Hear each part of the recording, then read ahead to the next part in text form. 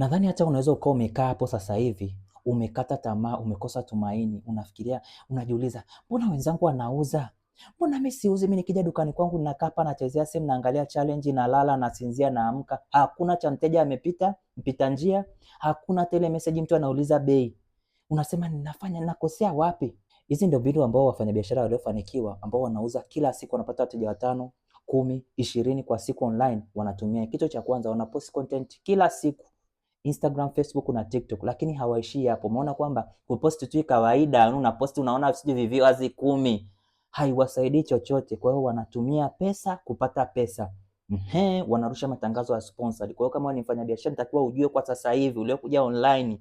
Online ni unatumia pesa upate pesa. Utatumia pesa kupata elimu ya namna ya kurusha matangazo kwa Coach Amani, lakini pia unatakiwa uwe na pesa kwa ajili ya budget sasa kurushia hizo sponsor yenyewe.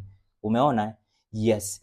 Kitu kingine, wana magrupu, community, wanaposti status, namba kila siku zinaongezeka, wanawajoinisha, wanapata wateja, lakini pia wanatumia mawakala na mawinga. Yes. Kwa hiyo kama ni mfanyabiashara bado hujui kurusha sponsored, unachelewa.